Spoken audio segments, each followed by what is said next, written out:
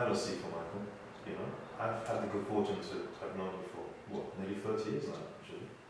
Would you like to tell us something about yourself? You know, your background and how you came to be involved in martial arts? Bismillahirrahmanirrahim, in the name of Allah, the most gracious and most merciful. My name is Michael Louison. I was born in England, London, in 1964. My parents are from the Caribbean, St. Lucia. I went to a comprehensive school. I also studied decorating and designing, and I also got a young son. How did you become involved in martial arts? When I was young, I saw a program called Kung Fu, starring David Carradine. And that was really, really good. I was intrigued by the philosophy of the martial arts and the fighting, everything like that. Then one day, in my teenage age, when I was about 16, I saw a friend of mine practicing some sort of self-defense. I had no idea what I was doing, but it was quite impressive because when I saw him control somebody, I was quite impressed and intrigued how he did it. So therefore, that's when martial arts started really, from seeing this person doing martial arts, and from then on I carried on martial arts. How long have you been practicing? Well, like I said before, I started practicing martial arts when I was about 16, so now it's about 30 years I've been involved in doing martial arts now. Would you like to tell us something about your teachers and your Wing Chun lineage? Well, my Wing Chun lineage, yes, is quite intrigued because I learned from many teachers, numerous teachers in the past.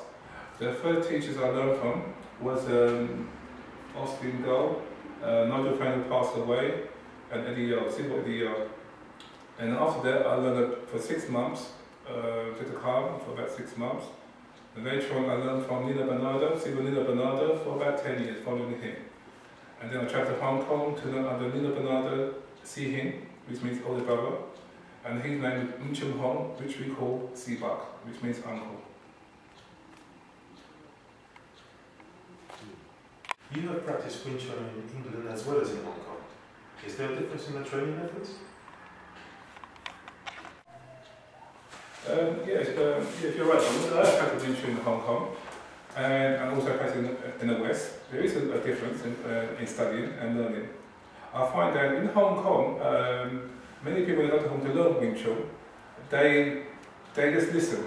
They don't ask too many questions. I don't know if they're afraid of the teacher or not, or submissive to the teacher, but they don't ask no questions. But in the West, they always ask a lot of questions about this and that, or what you can do, what you can't do. I think sometimes they're a bit afraid to ask the teacher any question, think the teacher might be upset. So for me, I've got 2 points of it. I have got the learning the Chinese way and also learn the Western way. So I put 2 together. So when I went to Hong Kong, I did ask questions because I was inquisitive to know what I was learning, to understand what I was doing. And also when I came back to the West to teach, I started to ask my guys, tell my students to also ask me questions. So the more you know, understand, the better you can perform. And that's what's most important, the difference is going to Hong Kong and the West. So at the time, when I was teaching many people, they always ask me a question and say, why are you so different? I said, because now you can ask me a question. I do not put myself in a pedestal that you cannot ask me a question. I put me on a level that you cannot ask me a question. I'm human, like you.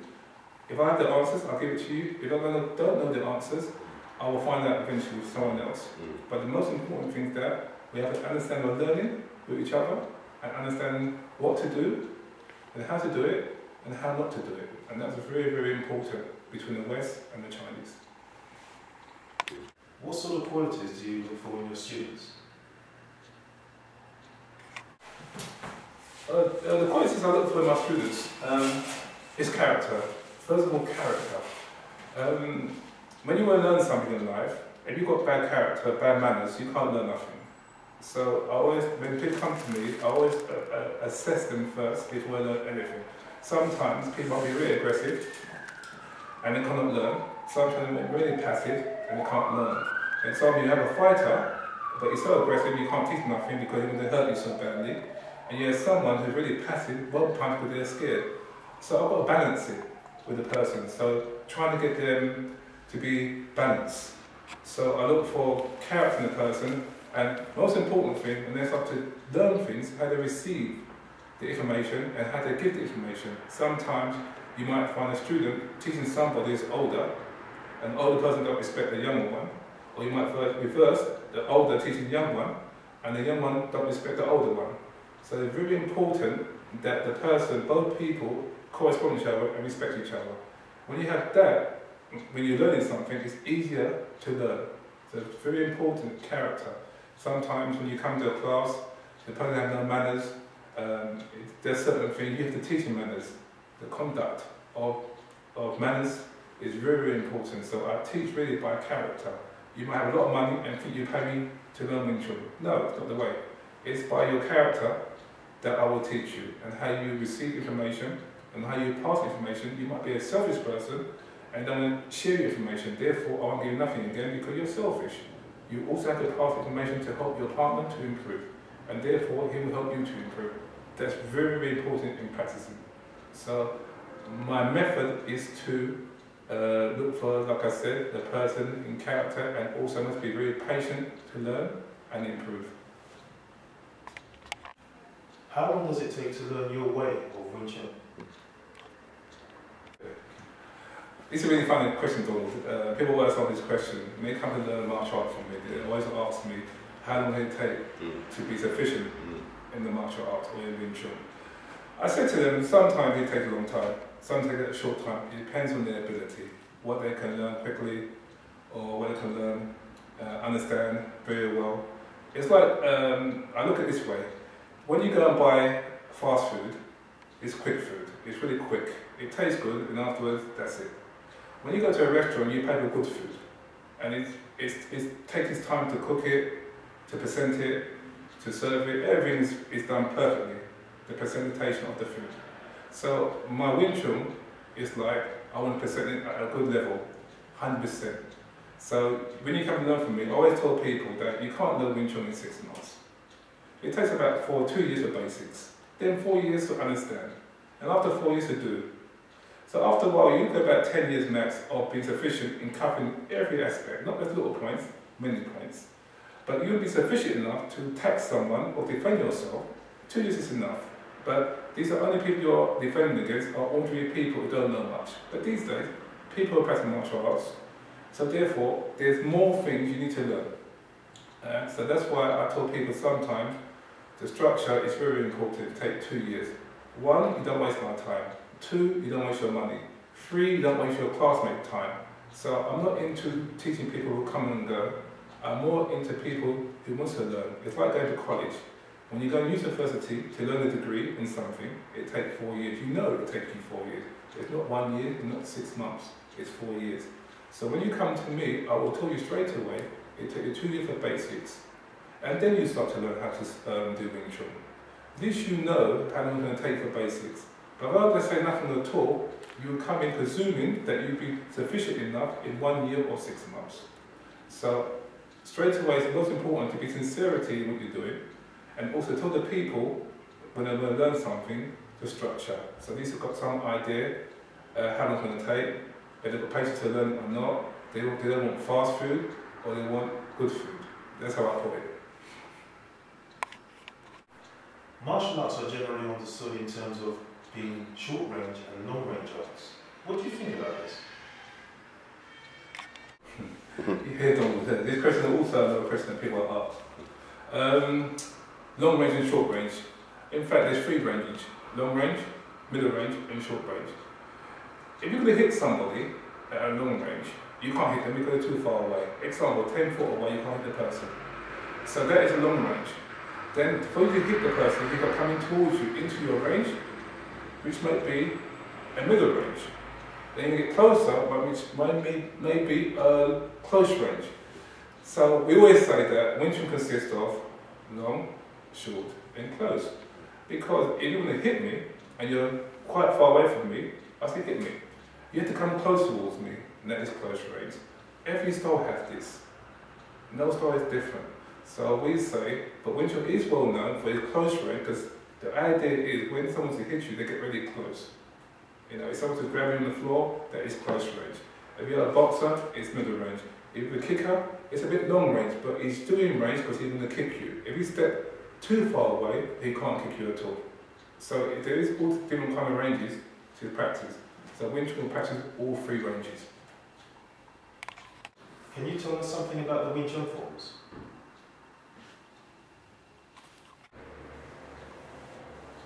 Well, Donald, yes. You say about the Wing Chun forms. We call it Wing Chun form. Some style call it katas in Japanese, whatever, but we call it Wing Chun form.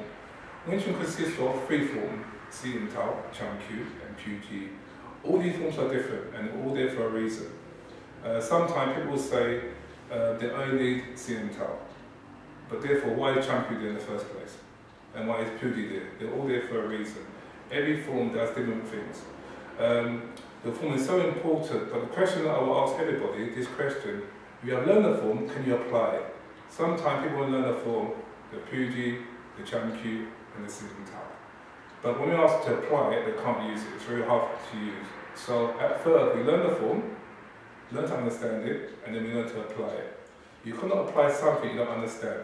So it's in stages we teach. Okay, that's really beneficial of understanding what you know. Example, you have a Sifu punch, straight punch. What's the power? What's the height? Or what's the level? Where did it come from? Did it come from here or here or here?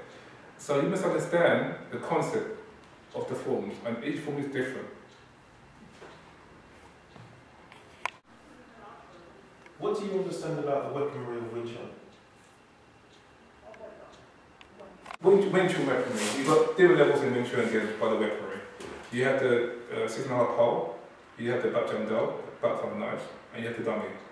These situations of weaponry, they're used in different ways, but I will have to explain to you how to use the dummy first. Okay, I'll explain to you the dummy concept. But the dummy is a weapon, it's a man. Okay, you have 3 arms and 1 leg. Sometimes the leg is one leg. Why is 1 leg? Because most of the time when people go to punch you, they will always be in front. So you know 1 leg is there. So when the person descends forward, you can kick the leg. That's why you got 1 leg. No one goes forward with 2 legs. Yeah? So you'll see, no one goes forward with 2 legs. It's always go forward with 1 leg. So therefore, that's why they have 1 leg and dummy. The 3 arm consists of 3 arms, because sometimes you can have 2 arms, and for the third arm to come, he's got to let go 1 arm, and the other punch will come. That's the third arm. So this is really unique equipment, a weapon. But sometimes the dummy can also hit you. If you stay, sometimes people go so far away to block it, but if you block it, you're so far away to attack again. So therefore, you come close to the dummy and block it, the dummy arm moves itself. When you go forward, it moves. But because it's wood, it won't move. So you've got to imagine if someone punches you, you hit them, the arm will move a little bit. So then you've got the head, then you've got the body. Yes? So you have to analyse the dummy really well before you can use it. Sometimes people just hit the dummy, just look at it hard. But it's not to hit the dummy hard, it's to understand the dummy. That's what's really important to the dummy. Okay, that's the dummy situation. You have the pole situation, it's not a weapon in Wing Chun. It's a long pole. No one can carry the pole with them. It's a long pole, it's 6 foot long. But it's a study how to use a pole in this situation, you know. So your arm, the person's arm become a pole, you can pull him, break the arm, whatever you want to do. So that's the concept of the pole you've got to understand. Okay? Same goes in the butt jump down, the butterfly knives, 8 chops. This situation also with knives. You can't carry a knife on the street. The police will arrest you. You know, they're quite big knives. Let me show you. The knife is like this. Yeah. So this is the butterfly knife. This is one of them. So it shows you that how to chop, how to pierce, everything. But you cannot use this on the street. Okay. So you put the concept of a knife in your arm. So this is the arm. This is the knife. And you see. In this situation, you have a hook here. This will also be the hook or the thumb here to pull. So this concept of knives. You know, so you can chop, you can pierce, you can scoop, you know, many things you can do with a knife. But the concept, like I said, is to put the concept in your arms. That's really important with a weapon. Welcome. I know that you are Muslim. Can you tell us how this has impacted on your practice? Has it helped your practice? Reconcilers. Donald, that's an interesting question.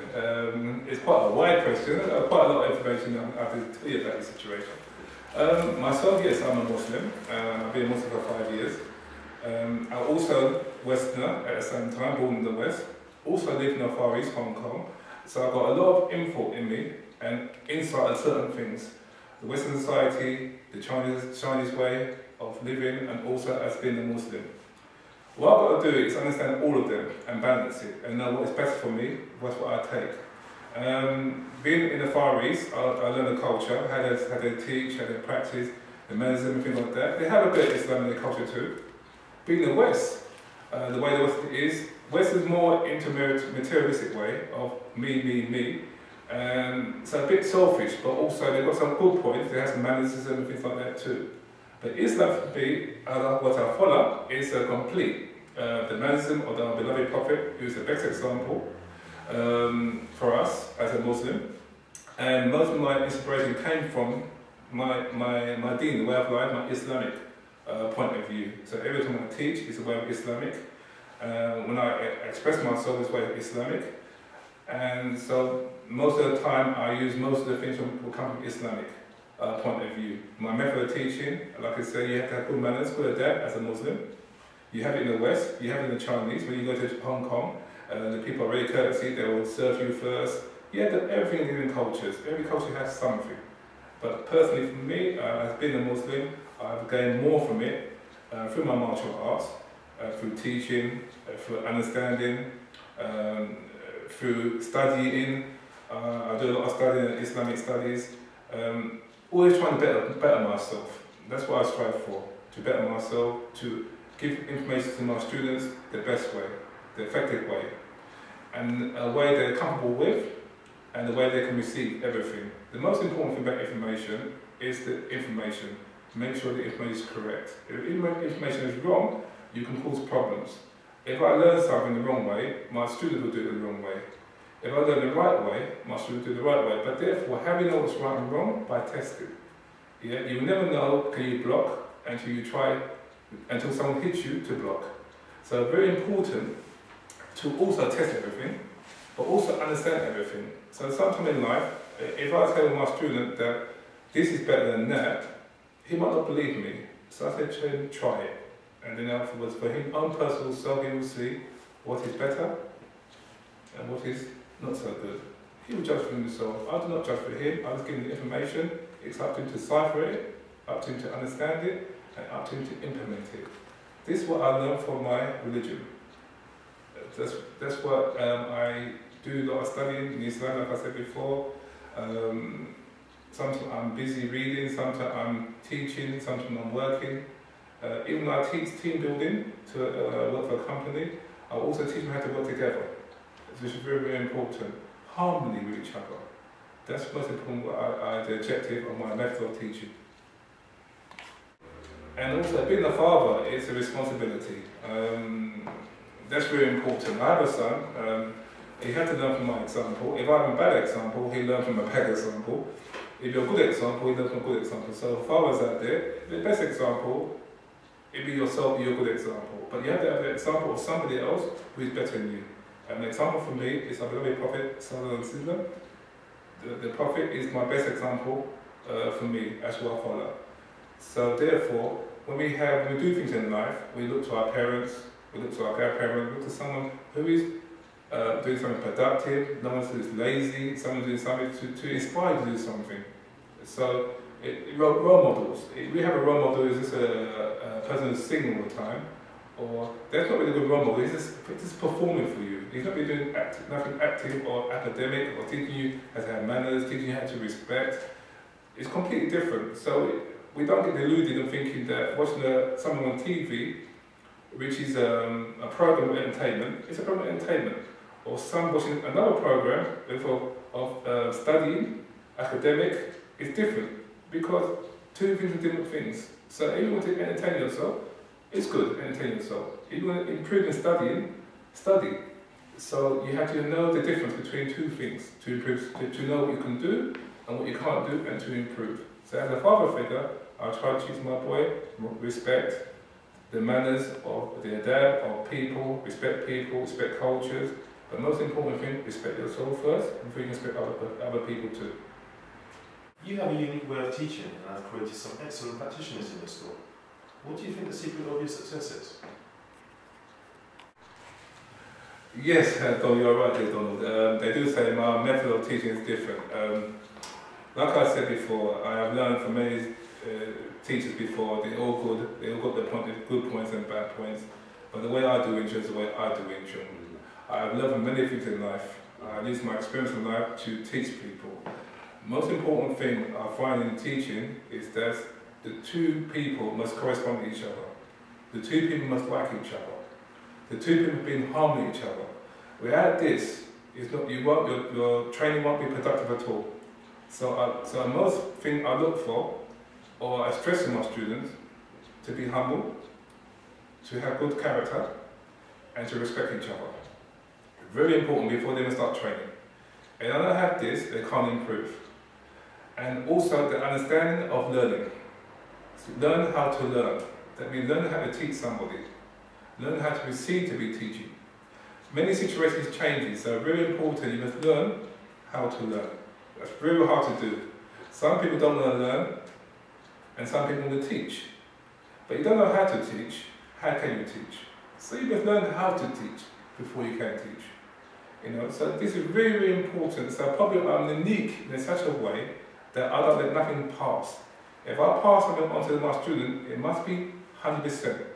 When I pass on to somebody else, it must be 100%. If I pass on 8%, maybe when they pass on 60%, next year they pass on someone else 40%, each year the level will drop. So I don't really entertain that at all. I like everybody to be 100% and teachers are 100%, but therefore people respect each other, and also the person won't regret later on say, oh, you didn't teach me properly. No. So I overview everything I'm teaching. When my students are teaching, I watch them carefully. When I teach someone, I ask the person they teach the question to make sure they're talking the right way. So I probably will test everybody regardless of what they know or don't know. That's probably unique in me. I'm trying to look for perfect in your martial arts. So therefore, if I do stop teaching martial art, leave my students and carry on, but they must teach 100%. That's very important to me. Does Wing Chun improve your health? Is it good for your mind, body and spirit? Okay, yes, well, that's also a tricky question too, but quite a good question, because Wing Chun does improve your health. Sometimes you've got two healths, physical and mental.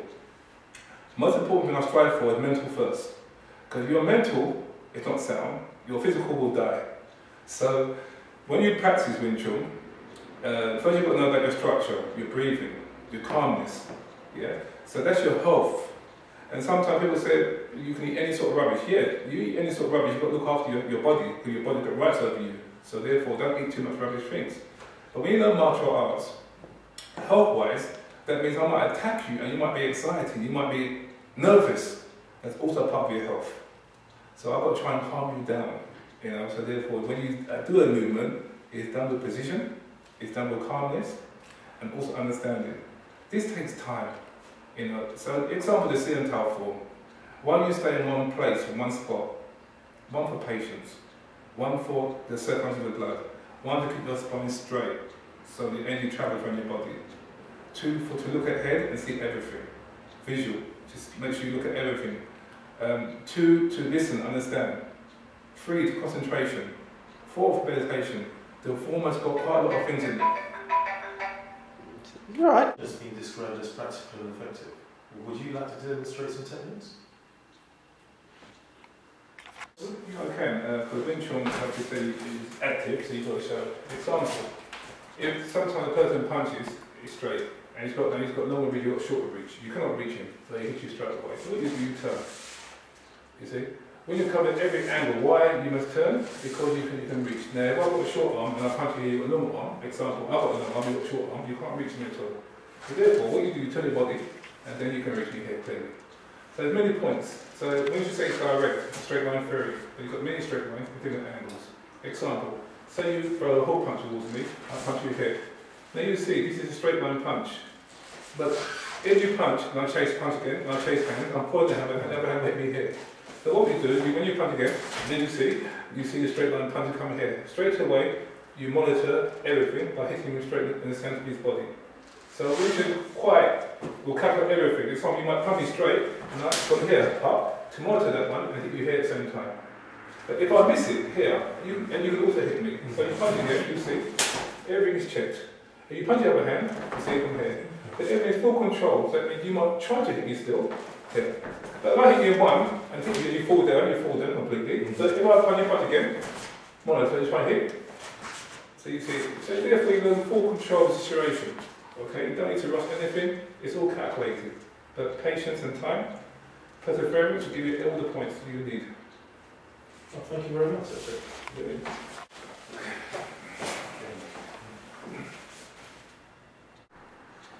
Sifu Michael, I know you have a very busy lifestyle. I mean, you're a family man, you run a Chun school, you work, you're studying. I mean, how do you manage to combine all of these successfully? Good. Okay, yeah, my personal objective in life and goals, first of all, is to make sure I'm Muslim, practicing Muslim, living my faith, practicing my faith. That's my objective and goal at the same time. And also for my students to practice their art 100% and pass it on 100%. It's very important to me. So I want everything to stay really strong and standard, and it doesn't get watered down, and it's not poor structure. So these are my goals. So I'm in the process of making a video right now for the general public. I hope they can benefit from it, improve from it, and learn from it. That's one of the goals I want to achieve, to give to the general public. For my personal self, make sure I stay direction, have good direction in life. Make sure I pass my D, make sure I look after my boy. He grows up to be a good, productive young man with morals and everything like that for the Islamic way. And most of my students, I pray that they become Muslim in the future, but that's by Allah's will. But most important thing also, hope that carry on practicing the Wing Chun art and be fair to the people and teach the people the right way, inshallah, by God's will. That's what I can say, really. The most important things, most of the things I do in my life is come from Allah. No one else. It's God. And some people say God, we say Allah, because God is the English name, but we say Allah is the Arabic name. So all my inspiration comes from Allah. And what I do and follow is the way of our beloved Prophet Muhammad sallallahu alaihi wasallam. And that's it. It's quite simple. My life, I keep my life simple as possible, and I teach my students the simple way, how to practice and how to improve. And I hope they can benefit in the future. And I hope my son in the future can benefit from me, what I achieved, what I've done, by Allah's will. Well, thank you for giving this interview, Sifu Michael. I found the interview quite interesting. I hope that the viewers who are actually watching this video will actually draw some benefit from it. But I think I'd still like to actually test you out. Well, you go ahead. Oh, thank you very much for interviewing me. I hope people can benefit from this interview. And so that's enough for today. So, Assalamu alaikum wa rahmatullah wa barakatuh. Peace be upon you and Allah's mercy.